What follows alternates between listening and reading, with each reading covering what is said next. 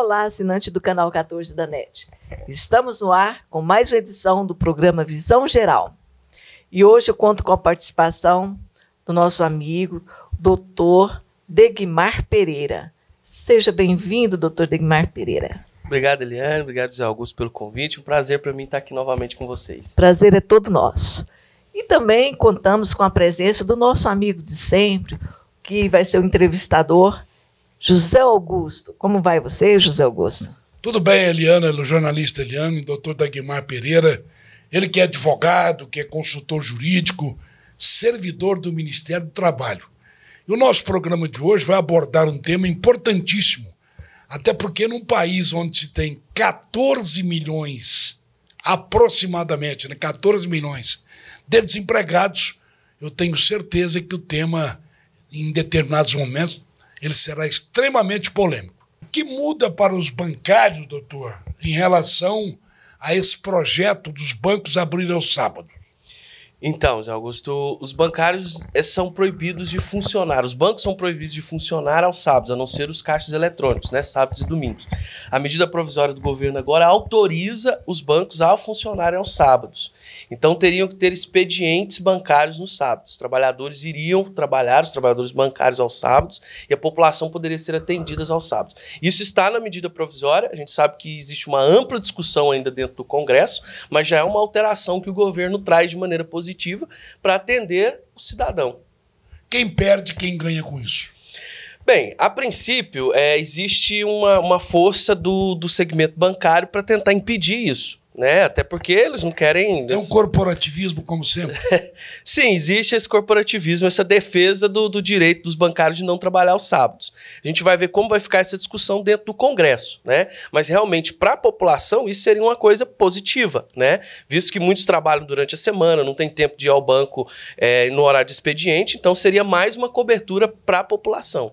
Pela experiência que o senhor tem no Ministério do Trabalho, o senhor acha que passa?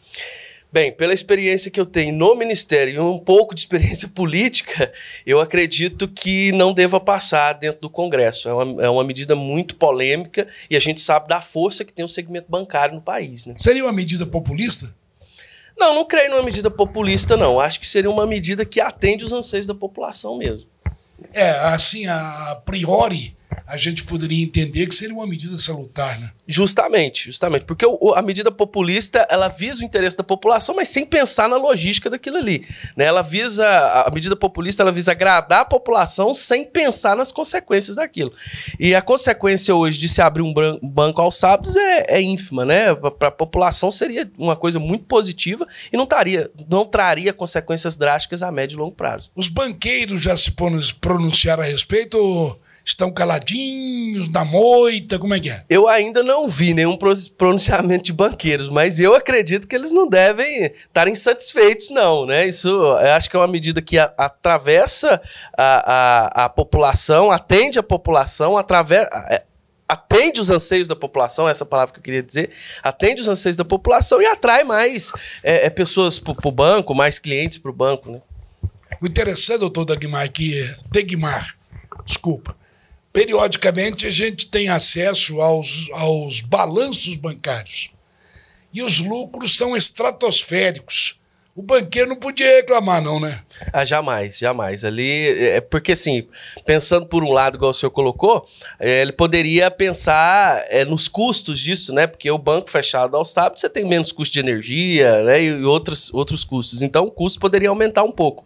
Mas o aumento do custo também é muito pequeno em detrimento do atendimento à população, né? Eu acredito que a população ficaria bem satisfeita com o banco aberto aos sábados, visto que durante a semana, como a gente falou, muitas pessoas não têm tempo para ir ao banco, resolver seus problemas, e aí seria mais uma oportunidade da pessoa poder resolver seus problemas dentro da agência. Seria mais um mecanismo de prestação de serviço para a população, não é isso? Justamente, atendendo os anseios. Doutor Degmar, o atendimento aqui era na rua 15 de dezembro, teve uma mudança? Ótimo, nós mudamos o prédio do Ministério do Trabalho, que era na 15 de dezembro, fomos agora para o prédio da Receita Federal, no Jundiaí.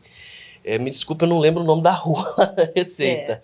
Mas é no mesmo prédio da Receita Federal. Unificou os dois órgãos, os serviços estão separados, mas os dois órgãos estão funcionando no mesmo endereço. O horário de atendimento também? Das 8 às 6. E com essa mudança, como que fica o seguro-desemprego? Como que fica... Muda alguma coisa? Sim, nós temos agora a nova modalidade no contrato de trabalho, que é a modalidade verde e amarelo, que a gente vai estar falando. Isso trouxe algumas alterações no seguro-desemprego. O seguro-desemprego agora passa a ser taxado pelo INSS. Antes, o trabalhador recebia o seguro-desemprego de maneira integral. Agora serão descontados 7,5% de contribuição para o INSS. Ou seja, um trabalhador que trabalha 35 anos e fica 3 vezes desempregado e recebe seguro-desemprego, vamos supor que ele recebeu 5 parcelas desse seguro-desemprego nessas 3 vezes, são 15 meses que ele recebeu. Então, ou seja, nos 35 anos ele teria que trabalhar mais 1 ano e meio para poder se aposentar, porque ele recebeu o seguro-desemprego por 3 vezes, deu 15 meses, dá mais ou menos isso. Agora, com o seguro-desemprego taxado, esse tempo que o trabalhador recebe o seguro-desemprego vai ser computado na aposentadoria dele. Então ele não vai mais precisar trabalhar esse tempo. Esse tempo que ele recebe o seguro-desemprego já é computado da aposentadoria. Então ele passa agora a ser descontado 7,5% no seguro-desemprego, mas esse 7,5% é revestido para o próprio trabalhador que lá na frente recebe ele na aposentadoria. E quanto à secretária do lar? O seguro-desemprego da secretária do lar ele é uma modalidade diferente do seguro-desemprego. Então, o que a secretária do lar precisa ter? Registro de, no mínimo, 15 meses. Então, ela tem que ter trabalhado 1 ano e 3 meses, no mínimo. Ela só recebe 3 parcelas, independentemente do período que ela trabalhou. 2 anos, 3 anos, 4 anos, ela só recebe 3 parcelas. E o teto máximo do seguro-desemprego da trabalhadora doméstica é de 1 salário mínimo. Certo. Essa nova modalidade do salário do desemprego, ela elimina a picaretagem, se é que havia, ou aumenta a possibilidade de picaretagem? Não, ela nem aumenta nem diminui, ela fica à parte disso. Acho que o ponto positivo disso é o seguinte: muitos trabalhadores queriam contribuir enquanto recebiam o seguro-desemprego, contribuir com a Previdência para não perder o tempo de contribuição. Então eles iam lá e se cadastravam como trabalhadores autônomos e recebiam o seguro-desemprego, tiravam a parte do dinheiro e recolhia para o INSS. O que acontece? Quando cadastrava esse trabalhador como autônomo no sistema, ele perdia automaticamente o seguro-desemprego, porque o governo entendia que se ele era autônomo, ele tem uma profissão, então ele não precisa de seguro-desemprego. E na verdade não é assim, ele só queria cadastrar para ele continuar recolhendo. Então agora o governo extingue essa modalidade de recolhimento autônomo e a própria pessoa que recebe seguro-desemprego já vai ser descontado o valor de 7,5% do seu seguro. Então já facilita para ele e esse tempo de contribuição, porque muita gente pensa assim, mas eu vou perder 7,5% do valor, antes eu recebi integral, agora eu não recebo. Bem, isso a priori, parece ser uma medida negativa. Mas voltando a dizer que isso computa no tempo de contribuição da pessoa.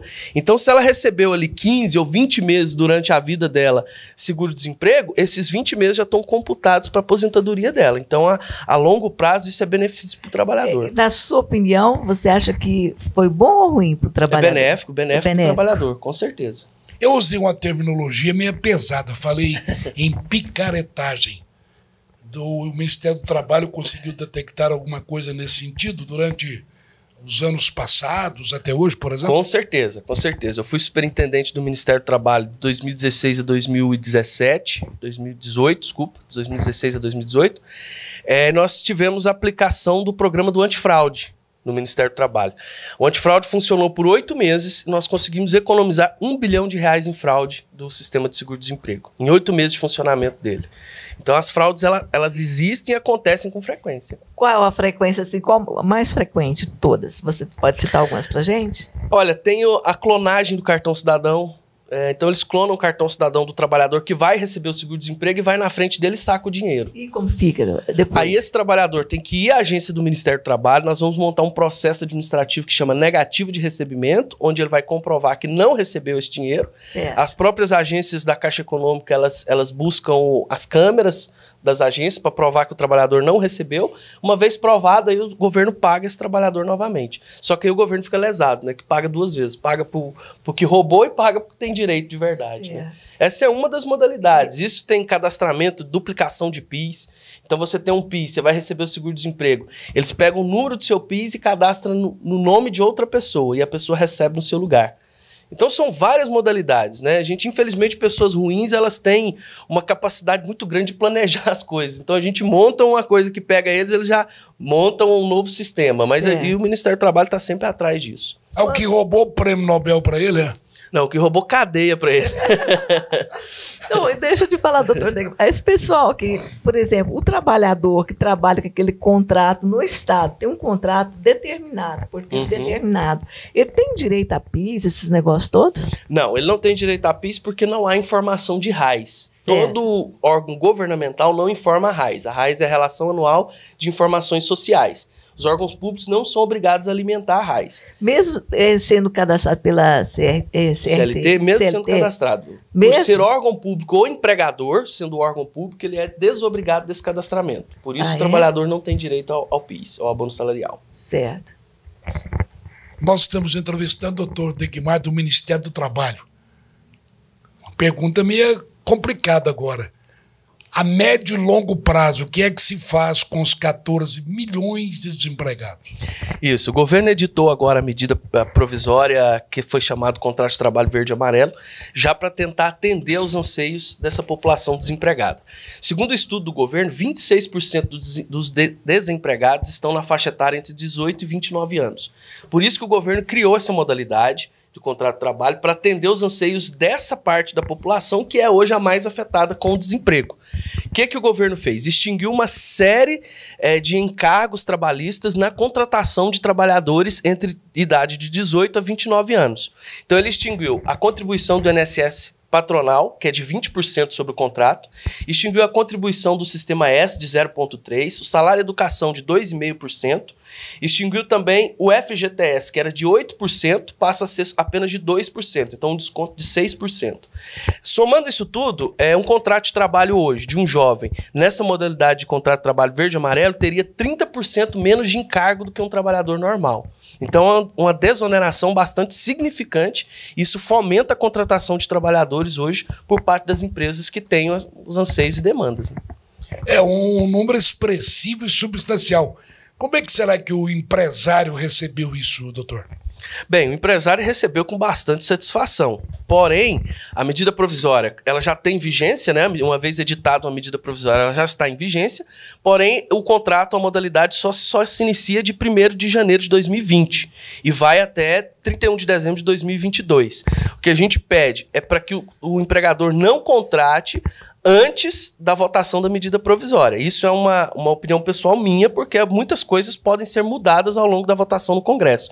Então, se você contrata hoje um trabalhador, vamos supor que daqui 3 meses muda a modalidade e aí acaba prejudicando tanto a empresa quanto o trabalhador. Tem um tal de centrão aí que costuma jogar a bola nas costas, não é isso? Tem muita discussão lá no Congresso, né? E a gente sabe que a medida é um pouco polêmica, mas é muito benéfica ao trabalhador, sim. A gente tem que reconhecer.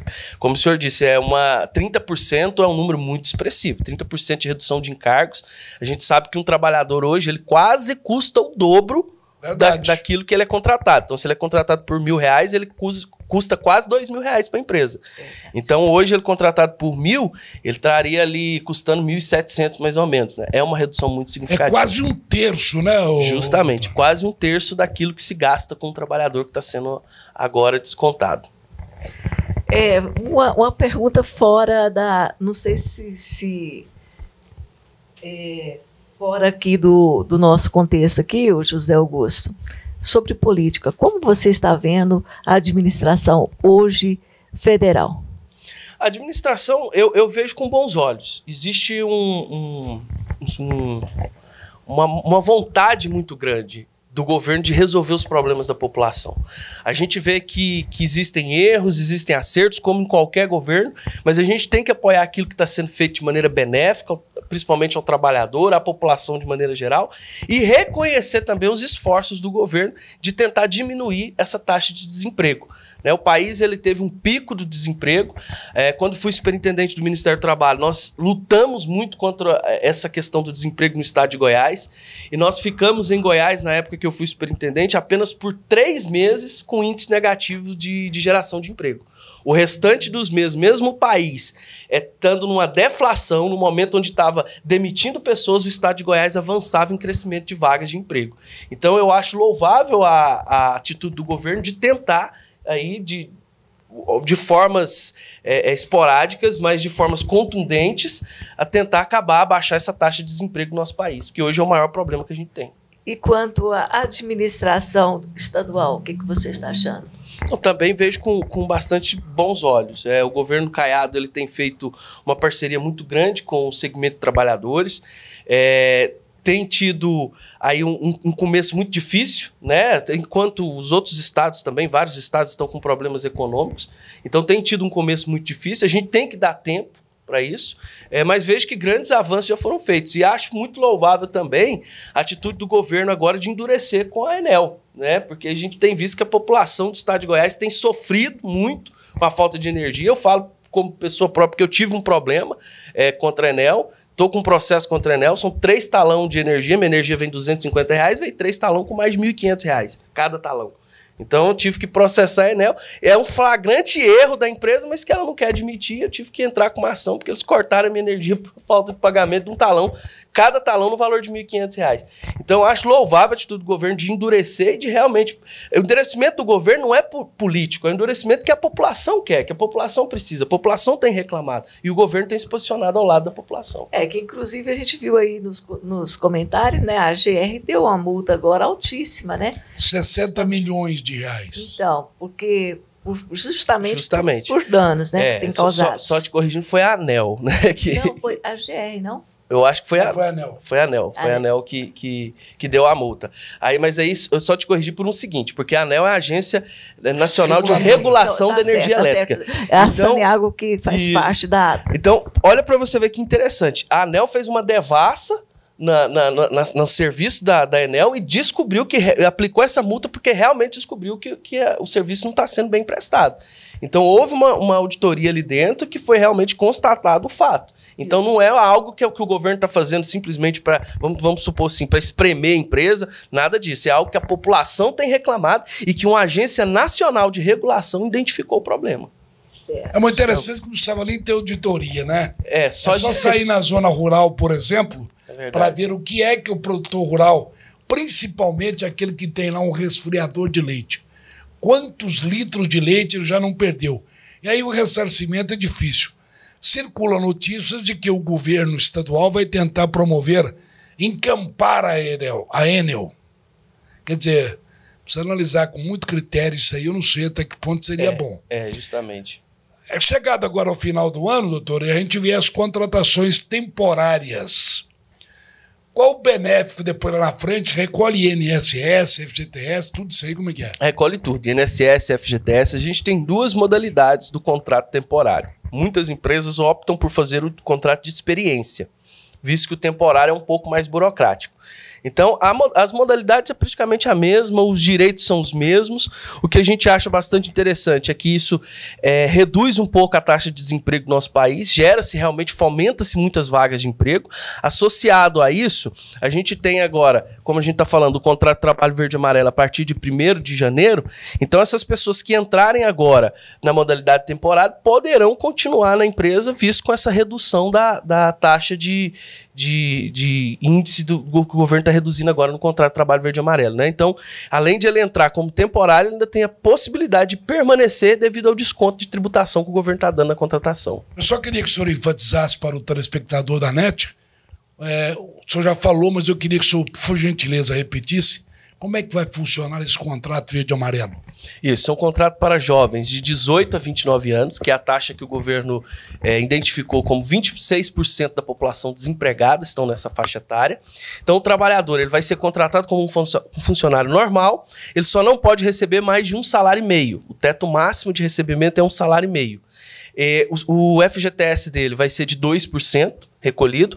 O seguro-desemprego, o FGTS, a multa do FGTS dele vai ser de 20% quando ele for demitido e não de 40%.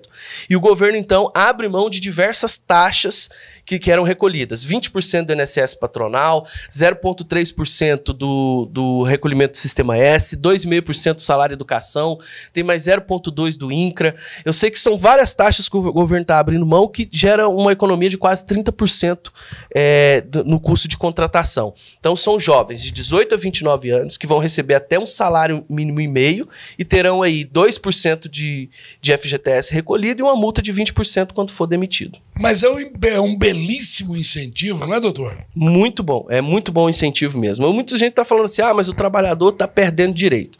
A gente tem que esclarecer o seguinte, realmente, o trabalhador hoje ele tem direito a uma multa de 8%, um recolhimento de 8% de FGTS e uma multa de 40% quando é demitido. Essa modalidade de contrato, ela não está reduzindo o direito porque ela não é permanente. Essa modalidade vai de 1º de janeiro de 2020 até 31 de dezembro de 2022. Então, só nesse período e só para as pessoas que se encaixem na modalidade do contrato é que vai haver uma modificação do contrato. Isso é para fomentar a contratação. Passou esse período, a medida provisória perde a vigência, a medida provisória não, que já vai ser lei, né? A lei vai perder a vigência e os contratos voltam a ser normal. Então, não está tendo uma retirada abrupta de direitos. Está sendo só um encaixe na modalidade para o momento que o país passa, para fomentar a criação de vaga. Se o país, então, recuperar, extingue-se essa modalidade de contrato e volta tudo ao normal. Não acaba sendo um remédio amargo com tempo de validade, não, doutor? Talvez, né? A gente vai ter que aplicar para ver na prática se isso pode acontecer.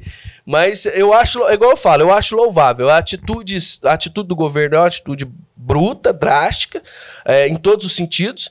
O governo ele dá uma lição, porque o trabalhador realmente está perdendo 6% de FGTS, de recolhimento, mais 20% da multa, mas o governo está abrindo mão de taxas que são dele também. Mas está garantindo o trabalho para o cidadãozinho também, né? Justamente. Ele está abrindo mão, o governo abre mão de recolhimentos que são seus, né? Ou seja, vai ter vai ter que fazer um ajuste fiscal ali, porque ele está abrindo mão de recolhimento que é dele. O trabalhador abre um pouco de mão de um pouco de direitos que ele tem por um período de tempo, não é permanente. Isso tudo justamente para chegar onde você falou, na contratação, na fomentação. Essa balança empregatícia em Anápolis está em equilíbrio, ou seja, contratação e demissões, como é que o Ministério do Trabalho vê isso? Tá sim, tá em bastante equilíbrio. Anápolis ela é uma cidade que é totalmente diferente do restante, não tem jeito, né? Eu fui delegado aqui por 5 anos do Ministério do Trabalho, superintendente no estado por 2 anos, e a gente sempre acompanhava a cidade de Anápolis, a geração de emprego em Anápolis sempre é superior à quantidade de demissões. Anápolis é uma cidade que fomenta a geração de emprego mesmo, mas também foi atacada na crise. A gente diminuiu essa geração de empregos bastante, chegamos aí a ter 20% das vagas que a gente gerava no tempo de auge. Doutor Degmar, o Darlan já me deu ali uma olhada, né? Nós estamos aqui estourando no tempo, né?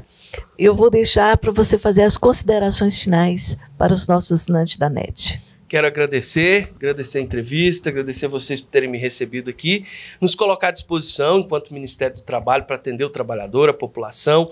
Nós já tivemos falando da carteira de trabalho digital, né? Mas fica aí mais um recado à população. A carteira de trabalho física, ela vai ser extinta pelo governo. Na verdade, ela já está em processo de extinção, né? O governo criou a carteira de trabalho digital para suprir a necessidade, visto que o documento hoje ele é um documento meramente formal. O que vale é o que está no sistema.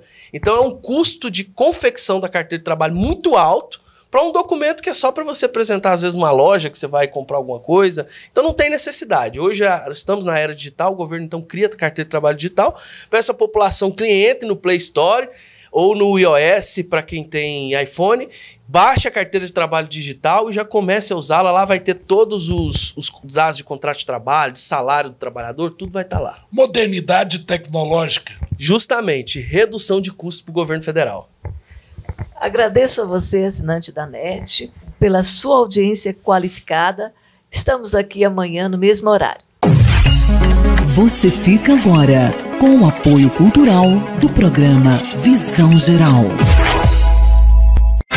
Restaurante Chamas Grill, comida caseira, cardápio variado, churrasco na brasa, service selfie, aberto de segunda a sábado, das 11 às 15 horas. Rua 7 de Setembro, número 627. Tele entregas 3943-8146. Restaurante Chamas Grill, opção de qualidade para o seu paladar.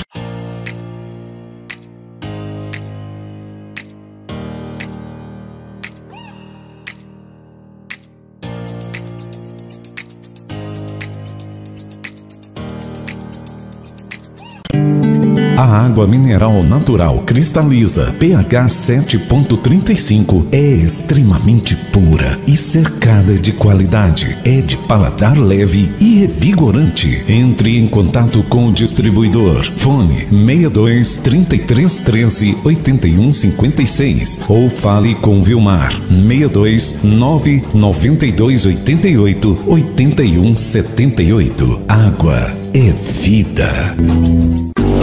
Minas.com Consórcios Múltiplos, caminhões, automóveis, motos, imóveis, financiamentos, seguros. Fale conosco pelo fone 3099 77 22 ou fale com Nério Oliveira através do 991 94 77 59 ou pessoalmente na Avenida Minas Gerais, número 122, bairro Jundiaí. Acesse nosso site www.minasgo.com. A Autoescola Reis possui 18 anos de experiência na formação de condutores e também é pioneira na implantação do programa de inclusão de portadores de necessidades especiais, com isenções de impostos na compra do veículo. Venha para a Autoescola Reis.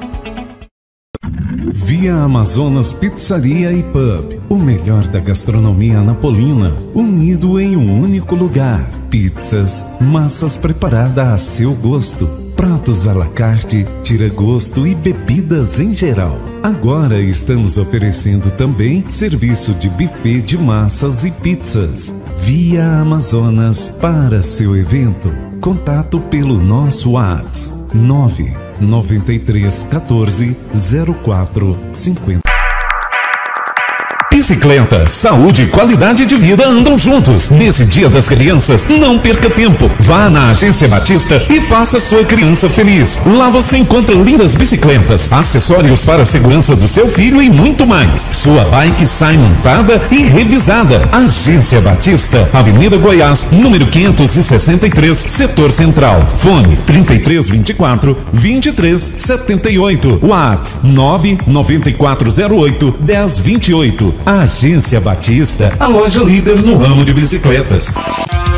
Pamonha pura, aberta todos os dias a partir das 17 horas. Caldos, pamonhas e agora com uma super novidade: espeto assado na brasa, carne de lata, pratos individuais, grelhados na chapa e o tradicional rodízio de caldos às segundas e terças-feiras, menos aos feriados. Praça Dom Emanuel, número 358, bairro Jundiaí. Fone 3327 0318. O Grupo Menezes Educacional traz o preparatório para o concurso da Rede Municipal de Educação. Aulas específicas e presenciais. Manhã, tarde e noite. Aulas na segunda, terça, quarta e quinta. Início das aulas de imediato. Matrículas abertas. Fone 3098 2289. WhatsApp 99384 9025. Ou pessoalmente na Avenida Senador José Lourenço Dias, número 490.